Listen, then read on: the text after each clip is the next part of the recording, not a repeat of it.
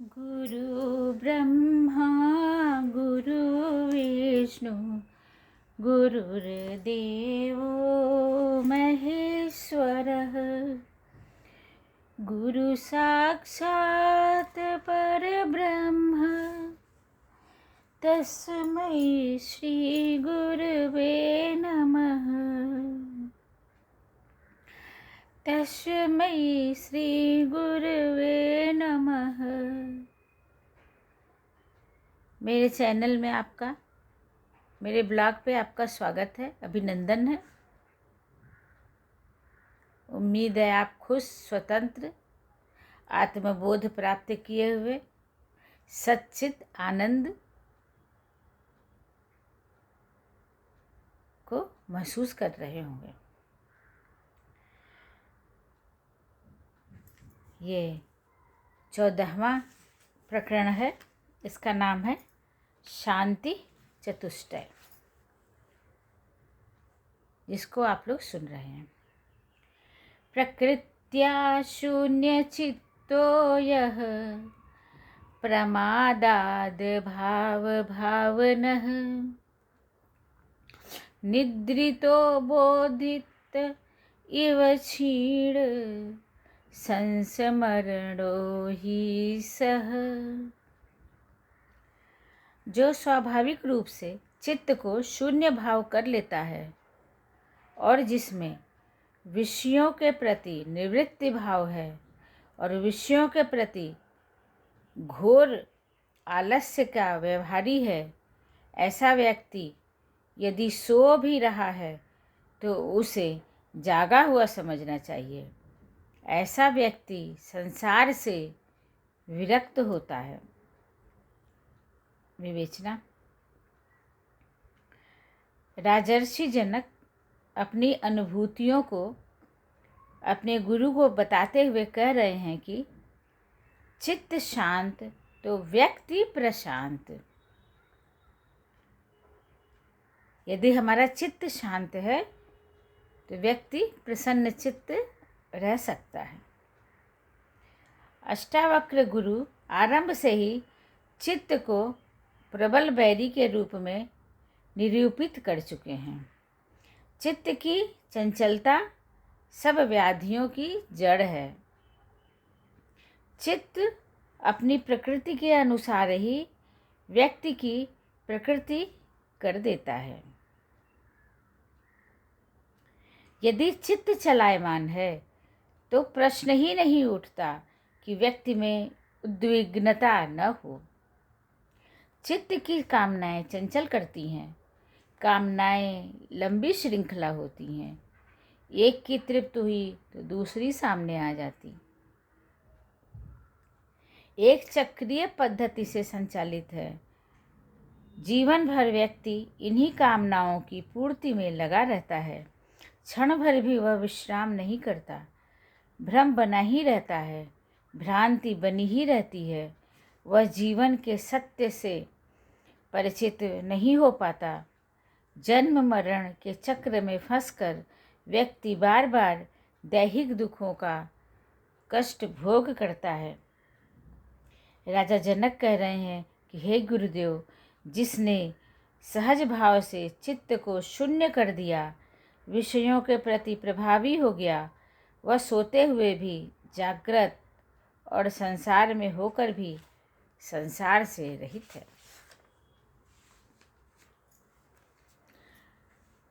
क्व धनानि क्व मित्राणि क्व मे विषयवस्ययौ क्व शास्त्रं क्व च विज्ञानं यदा मे गलिता विस्पृहा। कहाँ संपत्ति, कहाँ मित्र, कहाँ विषय वासना रूपी लुटेरे, कहाँ शास्त्र और कहाँ विज्ञान। यह मेरी सभी इच्छाएं गल कर नष्ट हो गई हैं, तो अब इनसे मेरा संबंध ही क्या रहा। जगत में इच्छाओं द्वारा ही भटकन है। संपत्ति की इच्छा, मित्रों की इच्छा, इंद्रियों की इच्छा, ज्ञान की इच्छा, विज्ञान की इच्छा आदि अनेक इच्छाओं से व्यक्ति इधर उधर भटकता रहता है। विषय विकार डाकू होते हैं जो व्यक्ति को लूटते रहते हैं, अंत में अशक्त अर्धमृत करके छोड़ जाते हैं। शास्त्र ज्ञान दे रहे हैं पर संतुष्टि नहीं दे रहे, क्योंकि शास्त्र आकांक्षाओं की बात करते हैं। विज्ञान भ्रमित कर देता है, क्योंकि इससे व्यक्ति में नए नए भौतिक सुखों की खोज का उपाय बताए जाते हैं, अर्थात और भी उलझनें होती हैं। स्वास्थ्य सुविधाओं के क्षेत्रों में विज्ञान ने व्यक्ति को भौतिक शक्तियाँ दी हैं, परंतु इनसे संतुष्टि नहीं मिलती है। जनक कहते हैं कि हे सद्गुरु, इन सभी भौतिक विषयों के प्रति मैं पूर्ण निष्प्रिय हो गया हूँ। इनसे मेरा कैसा भी संबंध नहीं रहा है। विज्ञाते साक्षी पुरुषे परमात्मनि चैश्वरे नैराश्ये बंध मोक्षे च न चिंता मुक्तये मम। जीवात्मा और आत्मा और परमात्मा, इन तीनों के स्वरूप सत्य जान लेने के पश्चात मोक्ष और बंधन के प्रति पूर्ण रूप से वैराग्यवान होकर अब मुझे मुक्ति की भी चिंता नहीं है। विवेचना। तथ्य को जान लेना श्रेष्ठ है, सत्य को जान लेना सर्वश्रेष्ठ है, आत्म तत्व को जान लेना परम श्रेष्ठ है। जीव आत्मा क्या है, आत्मा क्या है और परमात्मा क्या है? जिज्ञासु और मुमुक्षु यह सब जानने के आकांक्षी हैं। अज्ञानी पुरुष इसके विपरीत सांसारिक आकर्षणों और चमत्कारों में रुचि रखता है। ये उसके बंधन हैं। वह भी मोक्ष का आकांक्षी है, पर उसका मार्ग भ्रम भरा है।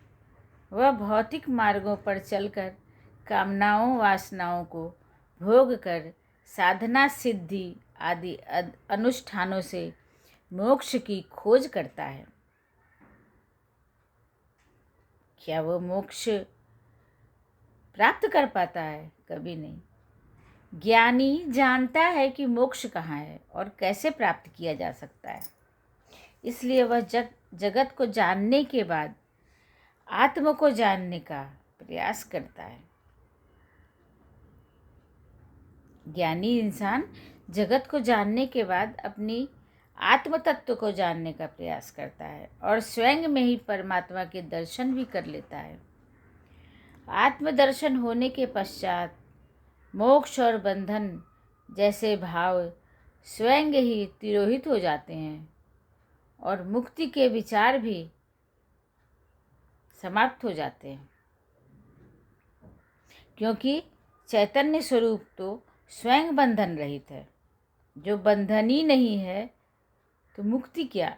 जनक कहते हैं कि स्व को जानने के बाद मैं मुक्ति का आकांक्षी भी नहीं।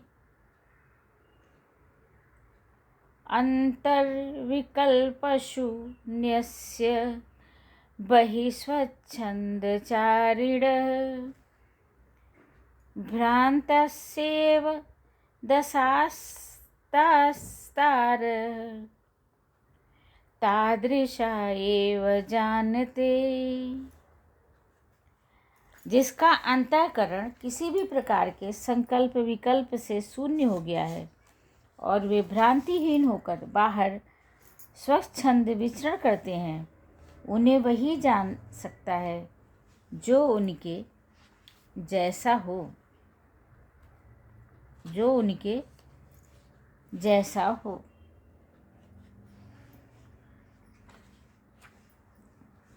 स्वच्छता। विवेचना।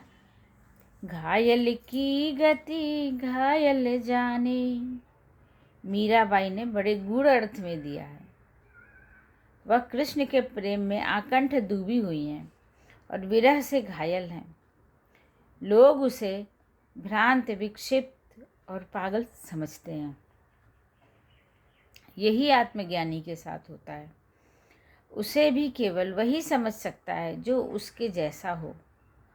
आत्मज्ञानी के अंतःकरण में संकल्प विकल्पों को स्थान नहीं मिलता।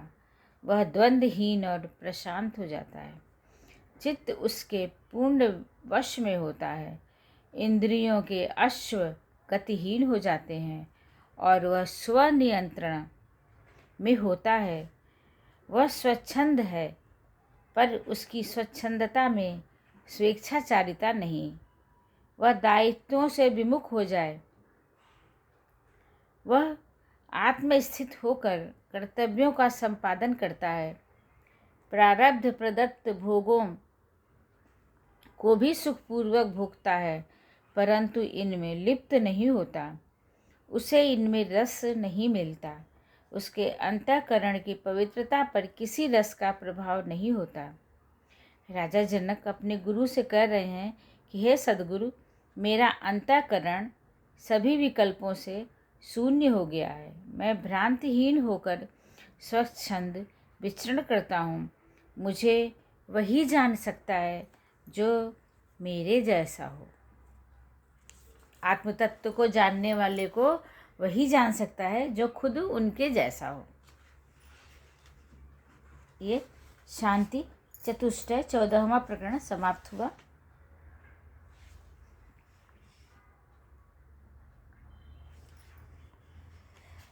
और मैं विराम लेती हूँ।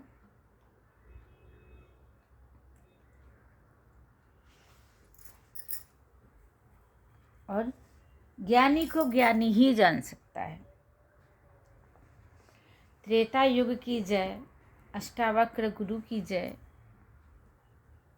श्री रामचंद्र जी की जय।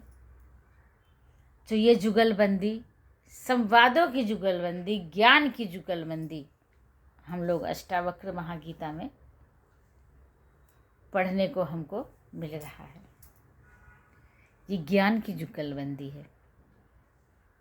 गुरु थोड़ा सा कहे, दोनों ही ज्ञानी हैं। गुरु थोड़ा सा कहे और